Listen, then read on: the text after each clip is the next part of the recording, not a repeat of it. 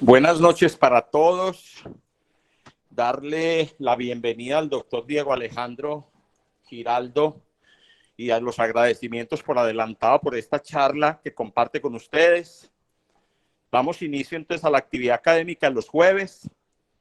Hoy el doctor Diego Alejandro, que es egresado nuestro, de nuestro programa como médico y cirujano y especialista en medicina interna, y actualmente trabaja en el Hospital San Juan de Dios de Armenia, en el área de medicina interna, y profesor nuestro, va a compartir con nosotros la charla del hiperparatiroidismo primario, un tema que realmente en nuestro ámbito académico se trata muy poco, pero es una patología que realmente es de gran interés en nuestro medio. Bienvenido, doctor, y demos inicio en toda la charla. Muchas gracias nuevamente por su asistencia y colaboración. Muchas gracias, doctor Ocampo, por la presentación. Muchas gracias a los asistentes. Sí, como lo mencionó el doctor Ocampo, vamos a hablar de hiperparatiroidismo primario. Pero ¿por qué surge esta charla? ¿Por qué surge esta exposición? Surge por la necesidad de mostrar el trabajo que se hace en el Hospital San Juan de Dios, de la participación de las diferentes especialidades, de los diferentes entes como los médicos internos de pregrado, el área de trabajo social, y tuvimos dos casos muy interesantes durante estos 2 últimos años, casos que fueron abordados por múltiples especialidades, por mis compañeros, por nuestro servicio de ortopedia, y por los médicos internos, y que sirvió de investigación para sus trabajos en el año de práctica. Vamos a hablar de dos casos. El primer caso clínico es de un paciente masculino de 37 años, procedente de Venezuela, residente en Armenia. Se ocupaba a la carpintería y oficios varios, sin antecedentes crónico-degenerativos y con una fecha de ingreso en febrero del 2020. Estábamos prácticamente iniciando, pues estábamos durante la pandemia. El paciente, el motivo de ingreso fue una remisión por un mieloma múltiple y una fractura patológica de fémur. Estos datos son extraídos de la historia clínica, una enfermedad actual de 20 días consistente en dolor a nivel de la cadera derecha que se irradiaba hacia la rodilla. Acude a médico naturista que realiza un masaje.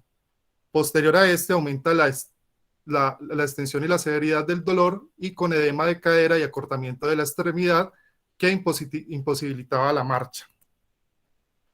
Asociado a este cuadro también hacía referencia una fatiga, una pérdida de peso de 8 kilogramos en un mes, datos de depresión y alteraciones a nivel urinario, específicamente documentaban disuria. El paciente fue inicialmente abordado por el servicio de urgencias, por los médicos hospitalarios y por los médicos emergenciólogos. Encuentran una fractura de cadera derecha y unas lesiones a nivel del cráneo que habían sido tomados desde el sitio de remisión, con una imagen característica de una imagen en sal y pimienta. Por ese motivo lo remiten como un posible mieloma múltiple. El caso lo aborda el servicio de ortopedia, y al ver las características del paciente, el comportamiento de su cuadro y de su enfermedad, deciden interconsultar al servicio de medicina interna.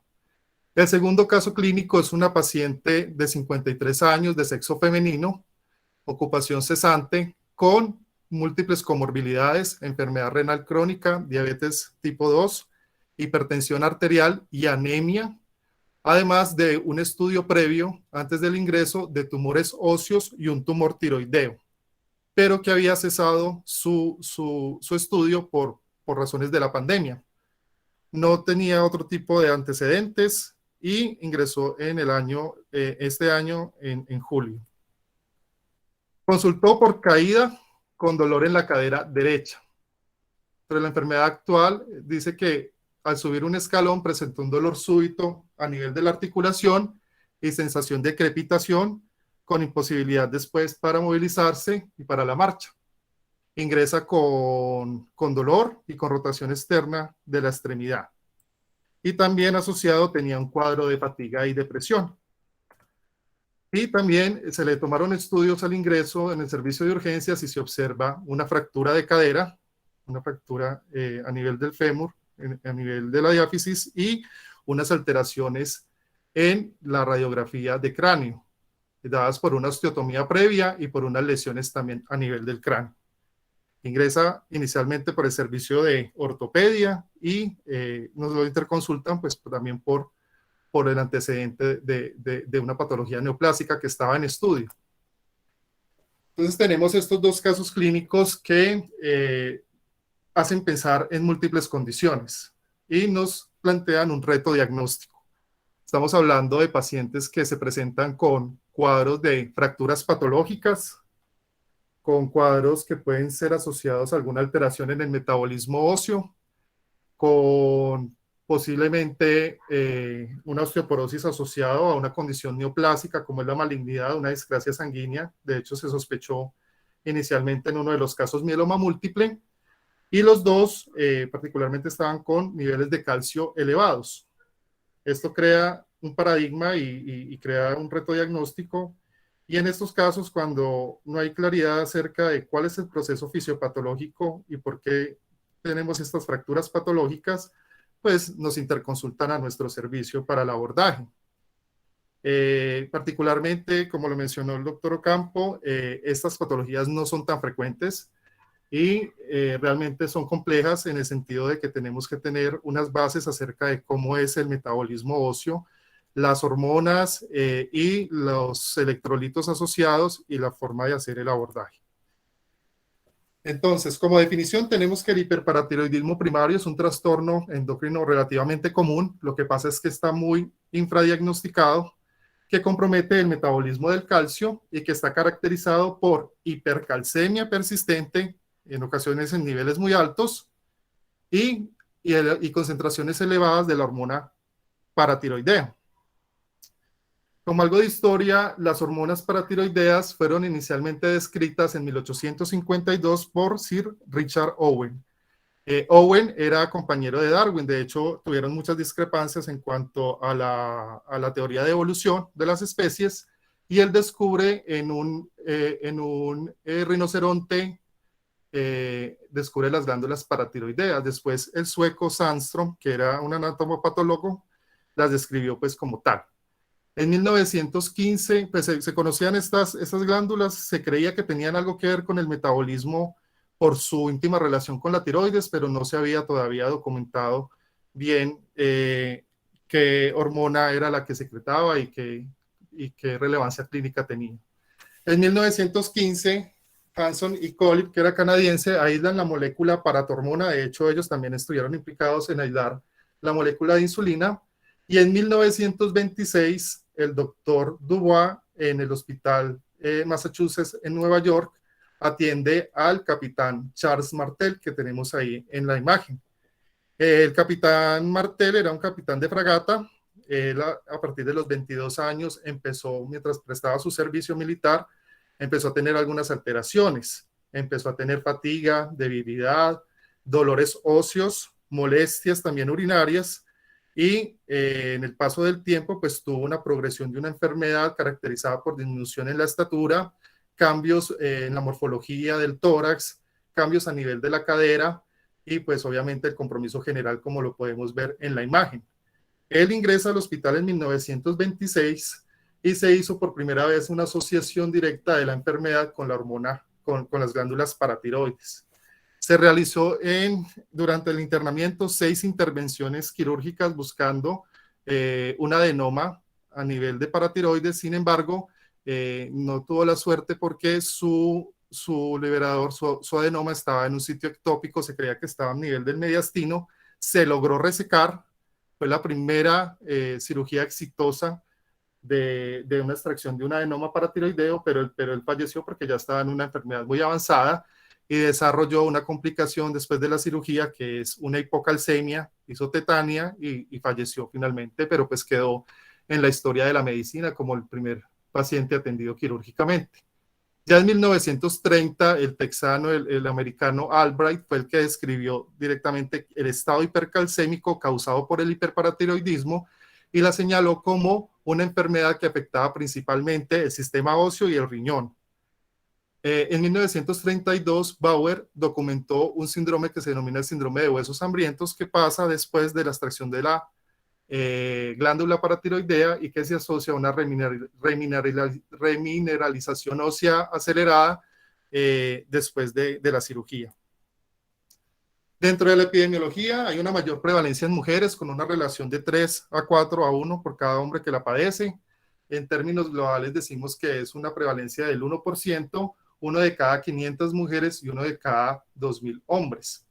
En Estados Unidos y Canadá, en la actualidad, tenemos que es un trastorno con una prevalencia casi del 1% de 0.86 y que la mayoría de los pacientes son asintomáticos. Como vemos en la gráfica extraída del New England Journal, vemos que en los años 30, 60, cuando se empezó a hablar de la enfermedad, la presentación era clínica, principalmente nefrolitiasis, asociado también a alteraciones musculoesqueléticas. Pero en el transcurso de los años ha pasado a ser una enfermedad asintomática porque en los países del primer mundo se realiza el calcio como una medida de cribado y de detección en los controles del adulto. Entonces, por eso no tenemos en esos países, no hay una prevalencia alta de manifestaciones clínicas. Se detecta de manera temprana y se le da tratamiento sin que tenga una repercusión orgánica y afecte pues extremadamente la enfermedad. En los países de Latinoamérica no hay buena información, hay estudios que dicen que la mayoría de los pacientes pueden tener una presentación clínica hacia la nefrolitiasis en un 40%, sin embargo otros estudios dicen que también se está aumentando la proporción de pacientes que son asintomáticos pues por el acceso a los servicios de salud. De todas maneras, pues en nuestro país y en nuestro medio es una enfermedad que no es tan frecuentemente diagnosticada. Para hablar de las consecuencias y de la enfermedad, tenemos que tomar algunas consideraciones en cuanto al metabolismo del calcio y en cuanto a la acción de la hormona paratiroidea. Dentro del metabolismo del calcio tenemos que diariamente ingerimos más o menos 1.000 miligramos al día de calcio, de los cuales solamente el 35% es absorbido. Para la absorción del calcio es muy importante la vitamina D activa o el calcitriol, que es la 1,25 hidroxivitamina D, que se produce por un proceso de hidroxilación que se va a nivel renal. De lo absorbido, la mayoría del calcio que se encuentra en el organismo, el 99% va a estar en depósitos cálcicos a nivel del hueso. Solo una pequeña proporción va a ser la que está a nivel sanguíneo y esta es la que me va a generar la activación de la hormona paratiroidea. Tenemos una relación íntima también con la parte renal, donde hay un proceso de filtración y de reabsorción de la gran cantidad del calcio con una excreción urinaria más o menos de un 5%. ¿Por qué es importante mencionar esto? Porque en la práctica esto es lo que nos ayuda a determinar los valores y concentraciones del calcio. El calcio puede estar en diferentes formas al momento de medirlo en plasma. Tenemos un calcio sérico total que tiene concentraciones de 8.5 a 10.5 miligramos por decilitro, pero que la medición tiene que ajustarse dependiendo a la unión que tenga a proteínas. Por eso se tiene que hacer un cálculo un cálculo basado en la unión con la albúmina. También tenemos la posibilidad de medir el calcio ionizado, que este sí indirectamente no está relacionado con esa unión, y tenemos otros calcios pues, que realmente en la práctica no se miden, como el calcio en complejos y el calcio libre intracelular. ¿Qué pasa entonces con el calcio? Tenemos el calcio que ingresa de los alimentos, el que se absorbe. Si hay bajas concentraciones de calcio, las hormonas paratiroideas van a detectar esa disminución en el calcio y van a secretar la hormona paratiroidea. ¿Qué acciones tiene esta hormona? Principalmente en el hueso va a incrementar la resorción ósea, va a activar los osteoclastos y va a aumentar las concentraciones por el remodelamiento óseo. En el riñón va a aumentar la absorción de calcio, la reabsorción de calcio, sobre todo a nivel del túbulo contorneado distal, y va a activar la hidroxilasa, que es la que me convierte el colecalciferol o la 25-hidroxivitamina D en 1,25-hidroxivitamina D, que por medio de esta hidrolasa va a ser la que me va a ayudar a la absorción intestinal del calcio.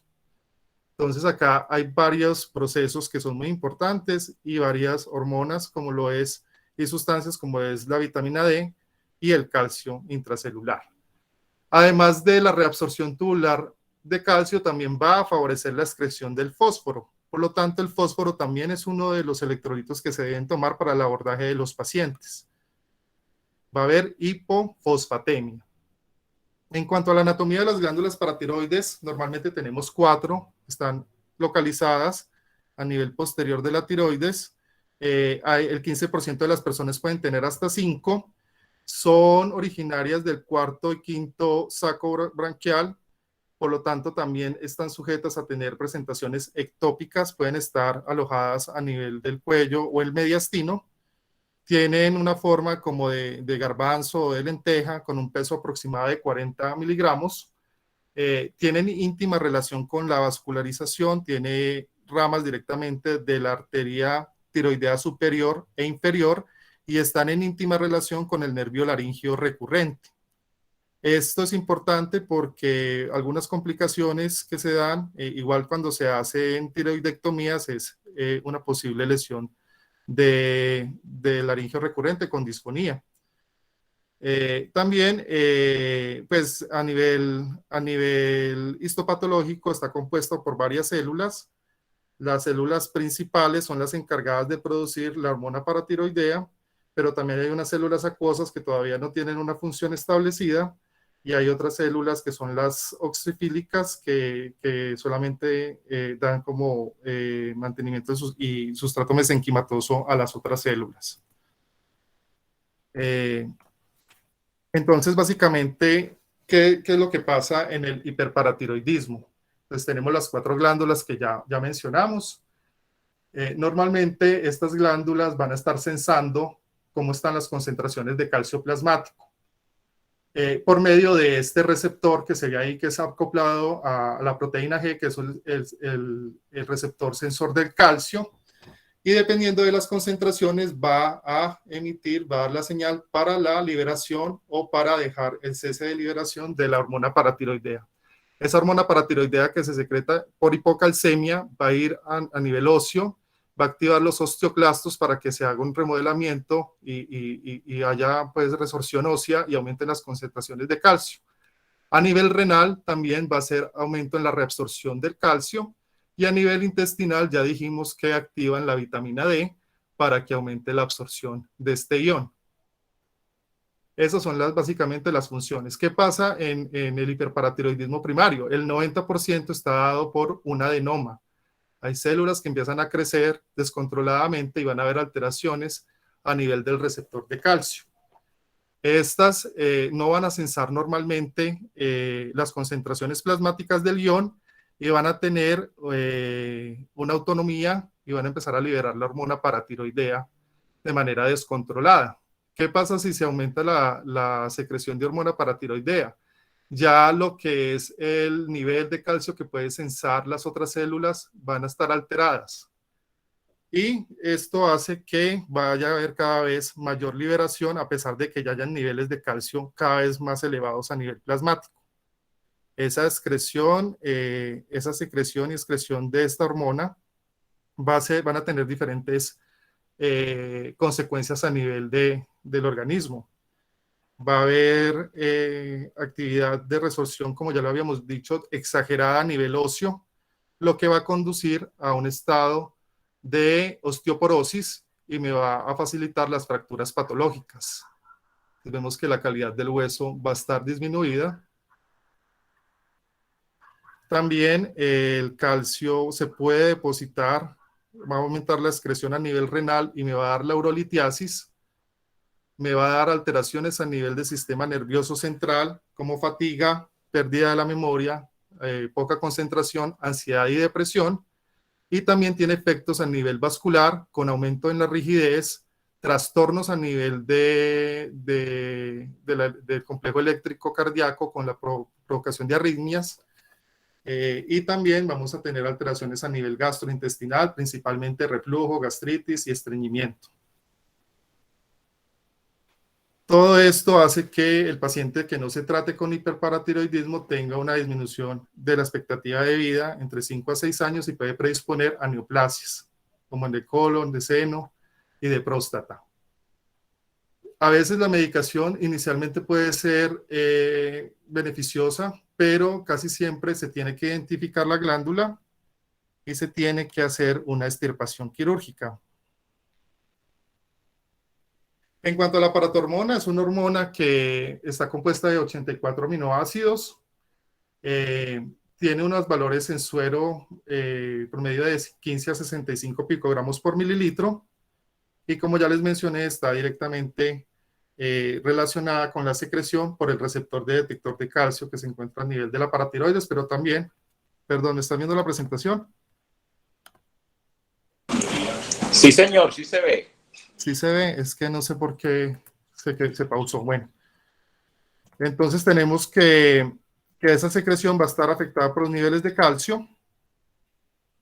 ¿Y qué efectos tiene? Para resumir, entonces va a tener una inducción en la resorción ósea, un aumento de la reabsorción de calcio en la nefrona distal, la inhibición de la absorción de fosfato, la síntesis del calcitriol para la absorción intestinal del mismo ion, y va a tener también un feedback negativo. A mayor concentración de calcio va a haber menor liberación de hormona paratiroidea y viceversa. Hay un péptido similar a la hormona paratiroidea que se da sobre todo en las células madres mesenquimales y que está relacionado con el desarrollo fetal, pero que en ocasiones puede ser secretado por algunas células cancerosas, como el cáncer de mama y diferentes tipos de cáncer pulmonar, como el de células escamosas, y puede generarme también, porque comparten un N-terminal en la molécula, pueden compartir también y activar el receptor de PTH y aumentar los efectos biológicos que ya habíamos mencionado. Entonces tenemos la producción de la paratormona a nivel de la glándula paratiroidea, pero también podemos tener una producción paracrina y autocrina, por ejemplo, por un tumor. Para el diagnóstico del hiperparatiroidismo primario es bioquímico, o sea, no necesitamos estudios de imagen. Lo que se debe hacer es una medición de lo que es la hormona, el fósforo, el cloro, la vitamina D, y en algunas ocasiones para hacer diagnósticos diferenciales con otras entidades con una calciuria corregida. Es importante saber si el paciente tiene una hipercalcemia por pseudohipercalcemia, que son errores tomados cuando se toma la muestra, puede ser por una estasis venosa muy prolongada o porque no se lleva la muestra rápidamente para procesarla en el laboratorio. Entonces, si no hay manifestaciones clínicas, se debe repetir la muestra. Y ya si se confirma el diagnóstico por calcio total, tenemos que el calcio puede estar en valores de hipercalcemia leve, moderada o grave. Los pacientes con hiperparatiroidismo que llegaron a nuestro servicio de urgencias tenían hipercalcemias de más de 13 miligramos por decilitro, y hablamos de una crisis hipercalcémica cuando los niveles son mayores de 14 miligramos por decilitro y se asocian a disfunción multiorgánica. La principal es falla renal. La forma de corregir el calcio por la albúmina es mediante la fórmula 4 menos la albúmina por 0.8 más el calcio que está reportado en el laboratorio, y eso nos ayuda porque en pacientes con hipoalbuminemia el calcio reportado va a ser menor, porque no hay como tal, por la alteración que hay con las proteínas. ¿Cuáles son las causas de hipercalcemia si llegan a un servicio de urgencias?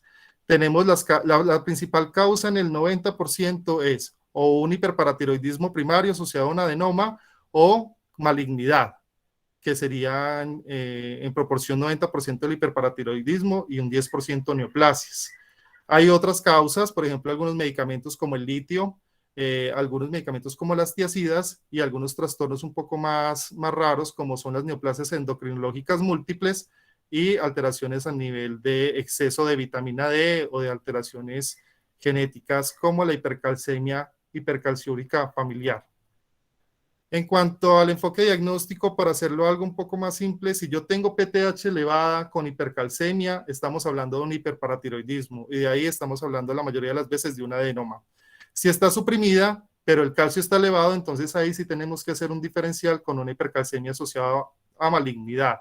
El diagnóstico, les vuelvo a repetir, es bioquímico, no está dado por estudios de imagen y también se tienen que tomar los siguientes exámenes para poder hacer un abordaje. La excreción urinaria de calcio en orina de 24 horas, los niveles de 25 hidroxivitamina D, la función renal que puede estar alterada, la hipofosfatemia también nos indica que hay un aumento en la paratormona. También hay consecuencias renales de la paratormona, hay disminución en la absorción de bicarbonato a nivel renal, entonces los pacientes se van a presentar clásicamente con acidosis metabólica hiperclorémica. Se pueden hacer estudios de imágenes como la ecografía renal buscando la litiasis y la densitometría ósea en caso de que esté disponible para ver cómo está la calidad de ese hueso. Y bueno, si tenemos niveles séricos de 25 hidroxivitamina D, pues podemos ver si hay deficiencia, insuficiencia, suficiencia y toxicidad. Y esto es muy importante porque antes de someter a un paciente a un tratamiento quirúrgico, debe suplementarse la hormona para evitar el síndrome de huesos hambrientos que había comentado anteriormente.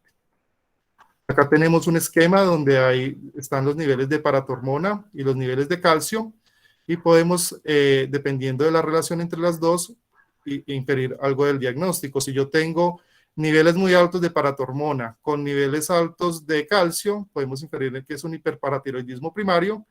Si están dentro de un rango normal, pues no hay enfermedad, o si ya hay hormona paratiroidea elevada, podría tratarse de otro tipo de hiperparatiroidismos, por ejemplo, el hiperparatiroidismo secundario o terciario, que son asociados a falla renal y que ahorita voy a explicar. El primario es la causa más común y es el asociado al adenoma de paratiroides. El secundario se da por enfermedad renal crónica. Cuando hay enfermedad renal crónica hay deficiencia de la vitamina D, de la hidroxilasa y de la producción de la vitamina D. Por lo tanto, va a haber disminución del calcio por la poca absorción a nivel intestinal y esto va a censarlo la hormona paratiroidea y va a empezar a producir la paratormona de manera descontrolada. Y esto, si se perpetúa, me da un hiperparatiroidismo terciario donde la glándula va a tener autonomía y va a secretar la hormona. Otra de las formas de poder hacer el algoritmo diagnóstico es hacer una calciura en orina de 24 horas para poder determinar si mi paciente tiene un hiperparatiroidismo primario. Vamos a encontrar concentraciones altas de más de 200 miligramos o si hay que hacer algunas otras consideraciones, si se debe por bajos niveles de vitamina D o si hay otras variantes como la hipercalcemia hipercalciúrica familiar. Y dependiendo de la asociación de todos estos laboratorios, pues podemos llegar más fácil al diagnóstico. Sin embargo, pues lo que nos ocupa en este momento es el hiperparatiroidismo primario, donde vamos a ver niveles altos de calcio, niveles bajos o normales de fósforo, unos niveles de 25 hidroxivitamina D y de calcitriol dentro de los parámetros normales, y vamos a tener baja densidad ósea con un aumento en la calciuria en 24 horas. Eso es lo que les comentaba, la hipercalcemia hipocalciúrica familiar, perdón, pero esto se debe directamente a mutaciones a nivel del receptor sensible de calcio en la paratiroides y realmente pues no es tan común. Se tienen que hacer diagnósticos diferenciales cuando no hay como la tendencia que ya les expliqué, cuando hay alteraciones, no hay como tal una hipercalciuria predominante o cuando no hay como tal alteraciones en el fosfato. La primera causa, como les mencioné, es por el adenoma, por el hiperparatiroidismo primario, pero si tenemos calcios elevados con PTH normal, entonces ahí tenemos que hacer el diagnóstico diferencial con hipercalcemia asociada a malignidad. Esta casi siempre está relacionada con tumores que puedan secretar la hormona relacionada con la hormona paratiroidea o por tumores que están generando como tal compromiso metastásico a nivel óseo y están haciendo lisis. El principal que se asocia a la secreción de hormona paratiroidea relacionada es el cáncer de pulmón. Sin embargo, hay otros cánceres hay otras neoplasias que se tienen que considerar. Por ejemplo, en los casos que mencioné, se mencionó que podría tener un mieloma múltiple, pero el mieloma múltiple me da algunas otras alteraciones como la anemia, una insuficiencia, una enfermedad renal más marcada, y las lesiones óseas son más de tipo ensacabocados, grandes lesiones osteolíticas. Pero en caso de tener hormona paratiroidea elevada con calcio sérico elevado con paratormona normal, entonces se debe considerar y se deben hacer estudios de discrasias sanguíneas. Ahí se tienen que hacer aspirados de médula ósea o se puede hacer determinaciones de algunos otros marcadores tumorales. Dentro de los paraclínicos que tenemos del paciente masculino, esto es el consolidado de los exámenes que se tomaron. Podemos observar que el paciente no tenía alteraciones a nivel hematológico, tenía una función renal conservada y una medición de calcio de 14.99, la cual es muy alta. La albúmina está normal, por lo tanto no hago corrección con los niveles de albúmina. Y tenemos también algunos marcadores indirectos que me están diciendo que hay aumento en el remodelado óseo, como la fosfatasa alcalina. Al paciente le hicimos un calcio en orina de 24 horas con 479 miligramos, por lo tanto nos ayuda con el diagnóstico. Tenía hipofosfatemia, tenía una PTH intacta tomada de más de 200, muy elevada, y con deficiencia de vitamina D. Se le hizo una ecografía renal donde había presencia de litiasis, 3 imágenes litiásicas a nivel calicial del riñón izquierdo, y en el derecho también había, y después del manejo que se hizo para la hipercalcemia logramos controlar este ion. En el caso clínico 2 tenemos que la paciente de sexo femenino, ella tenía sí una anemia, muy seguramente la anemia asociada a una enfermedad renal crónica. La paciente era diabética, no tenía tampoco buen control porque estábamos en la pandemia, no había asistido a controles, además tenía una enfermedad mucho más avanzada, un calcio sérico corregido de 11.8, y ella, la ecografía renal pues no se realizó, tenía estudios previos con una determinación de la paratormona de 845 y una fosfatasa alcalina también elevada. Entonces, con lo que ya acabé de mencionarles, con el patrón bioquímico, pues podemos hacer el diagnóstico de hiperparatiroidismo primario en los dos pacientes. Sin embargo, vamos a ver que hay algunas otras consideraciones que se tuvieron en los casos. ¿Cuáles son las manifestaciones clínicas más frecuentes? Las manifestaciones son muy inespecíficas. Tenemos fatiga, que fue documentado en los dos pacientes, dolores musculares, dolores óseos, alteraciones a nivel cognitivo, alteraciones de depresión, insomnio, pueden haber cefaleas, poliuria, síntomas urinarios asociados a la litiasis, constipación, dolor abdominal, náusea y vómito. Y pues solamente en un 2% de todos los casos de hiperparatiroidismo se van a dar las manifestaciones características, que es la osteitis fibrosa quística. ¿En qué consiste esta osteitis fibrosa quística? Hay dolor óseo y las fracturas patológicas.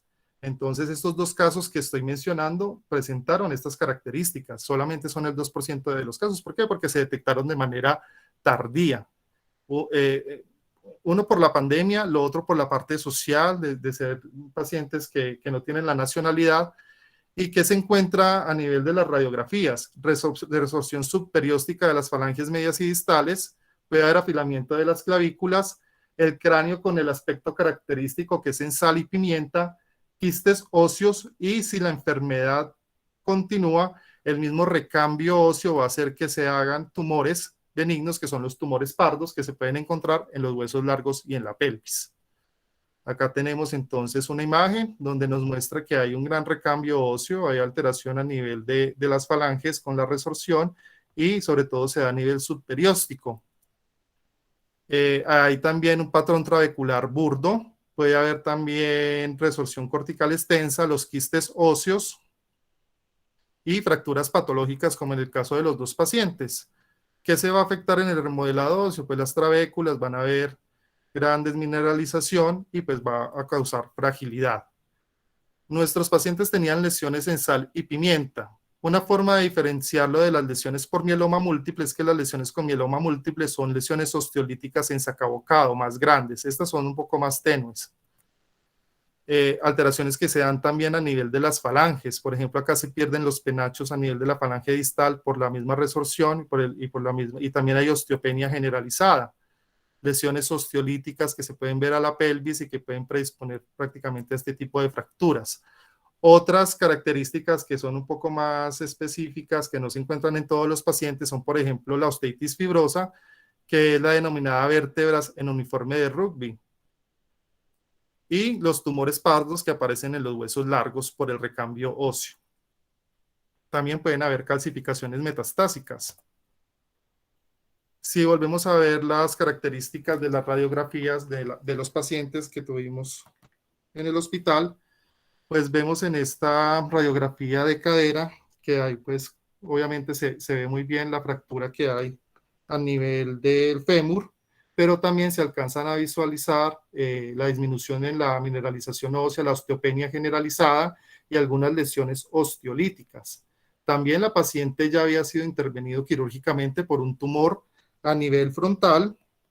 De hecho, le hicieron una osteotomía con un reemplazo y también había una imagen densa redondeada a nivel de contorno bien definido en la región frontal anterior del lado izquierdo, por detrás de la cortical y por encima de la órbita izquierda.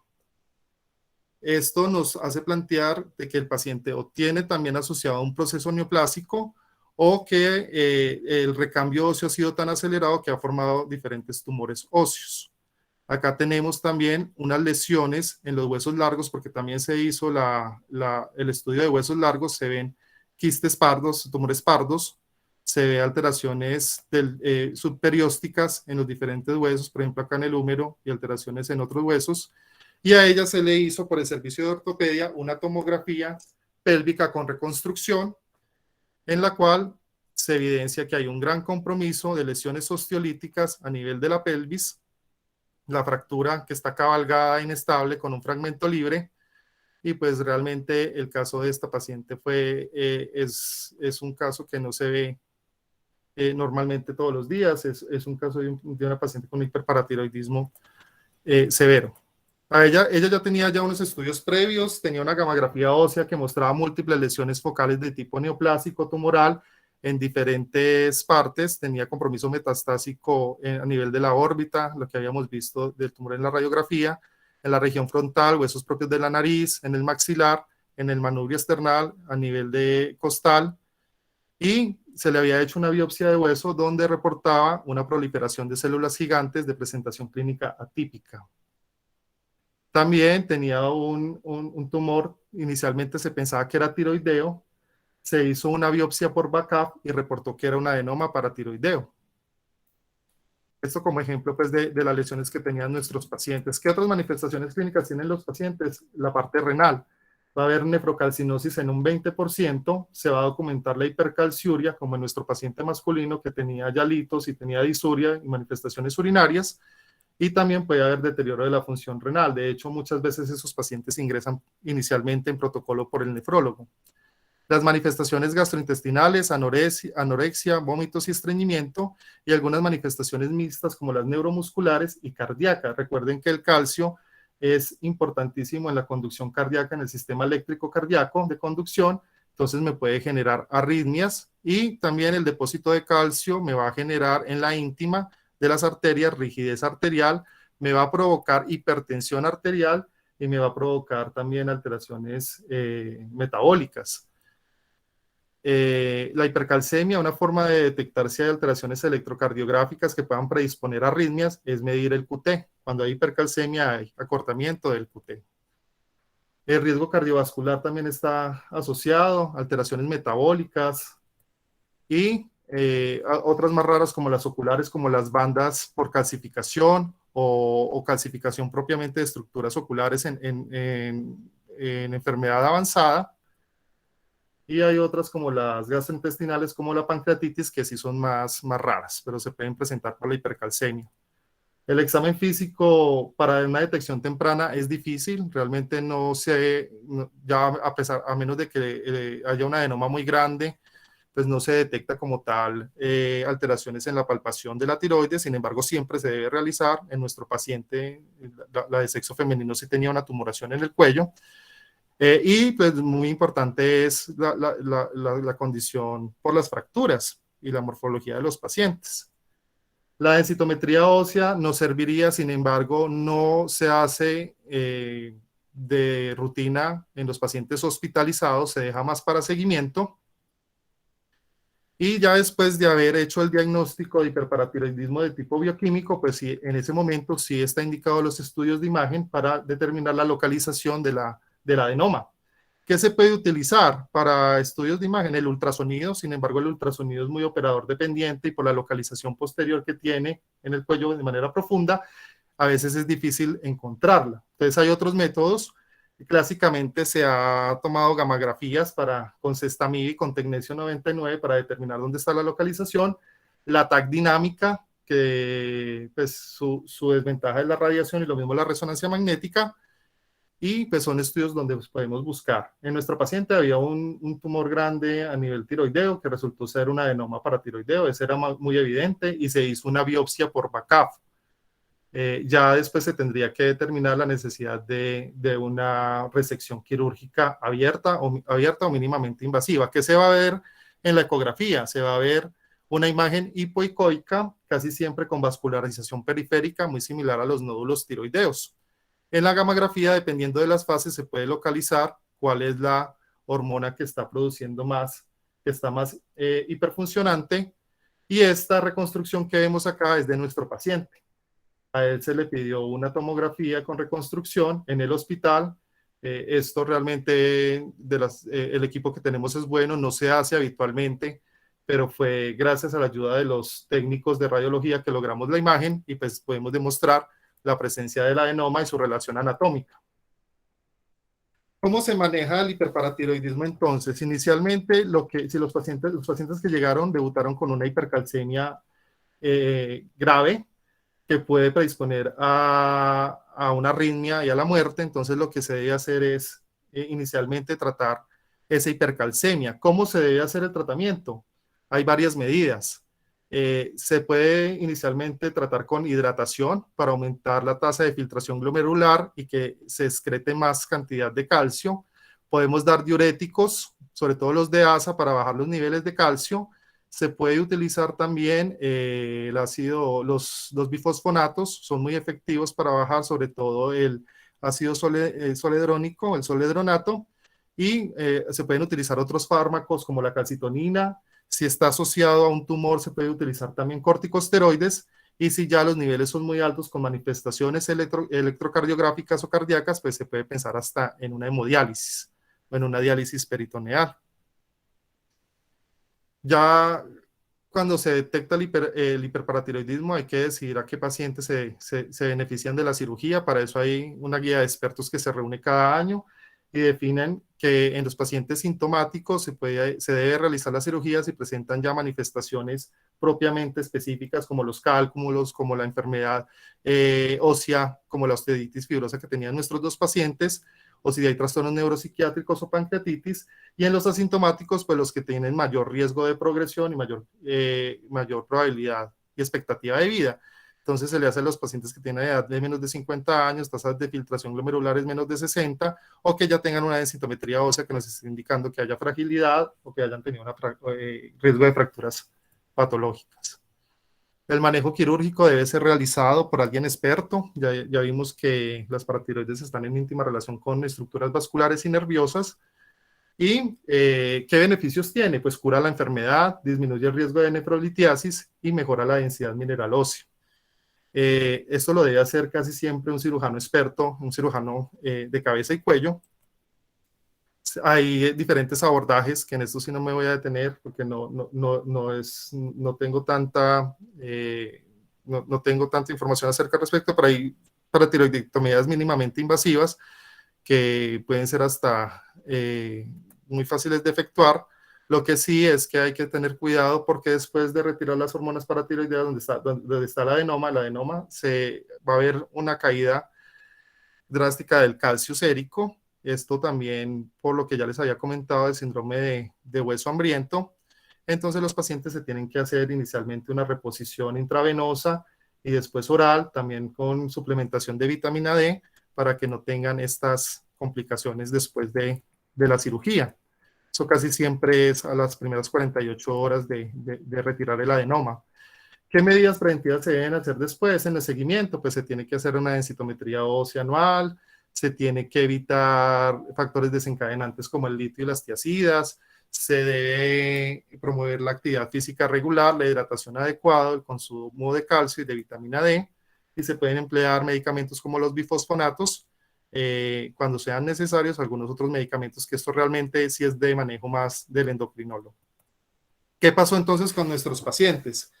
El primer paciente, que era el paciente de nacionalidad de Venezuela, ese paciente estuvo con nosotros casi 2 meses, tuvo mucho apoyo por parte del Servicio de Trabajo Social, tenía buena red de apoyo familiar, la esposa hizo todos los trámites en la gobernación para incluirlo en la seguridad social, lo manejamos en conjunto con el servicio de ortopedia. El servicio de ortopedia realizó una osteosíntesis de esa cadera, pese a pues como a las condiciones que estaba el paciente, se pudo realizar y se pudo remitir para que le hicieran la extracción del adenoma. Se realizó en Pereira y hace 6 meses lo valoré y el paciente pues tiene un cambio significativo, aumentó de peso, ya está caminando por sus propios medios, realmente sí se ve una mejoría muy importante de su condición. La paciente femenina, ella sí tenía un caso más complicado por la edad y por las comorbilidades, además de que fuera de tener el hiperparatiroidismo primario y el adenoma, también estaba con una sospecha también de tumores óseos que eran independientes al proceso endocrinológico. Ella sí nos tocó remitirla a 4º nivel para un manejo multidisciplinario por cirugía de cabeza y cuello para la resección del adenoma, endocrinología, pues obviamente medicina interna, también requería la especialidad de oncología ortopédica y pues todo lo que es la parte social. En conclusión, la hipercalcemia es un trastorno relativamente común, lo que pasa es que está infradiagnosticada porque de rutina no pedimos calcio sérico. En el 90% de los casos la hipercalcemia tiene lugar en el contexto de un hiperparatiroidismo primario y si no, la segunda causa en frecuencia es una hipercalcemia de tipo tumoral. Se han descrito muchos síntomas, sin embargo, los que son más específicos de esta enfermedad son las nefrolitiasis y las manifestaciones musculoesqueléticas, pero son ya manifestaciones que son tardías, que cada vez van a ser menos en la medida de que haya una detección más temprana, pero que en nuestros pacientes se presentaron. La primera prueba para hacer el diagnóstico etiológico es ver el calcio, corregirlo y tomar los niveles de paratormona, algo que también se dificulta porque a veces se demora porque no hay reactivo o no hay la tecnología, y se deben determinar otros iones y hormonas como el fósforo, vitamina D y la calciura en orina de 24 horas para tener un diagnóstico más certero. Y la medida más importante en estos pacientes cuando llegan en el servicio de urgencias es estabilizar los niveles de calcio, hacer el protocolo diagnóstico y pues obviamente si es el caso, derivar nuestro paciente a un nivel superior para que se le pueda hacer el tratamiento quirúrgico. Bueno, con esto termino. No sé si hayan preguntas, dudas.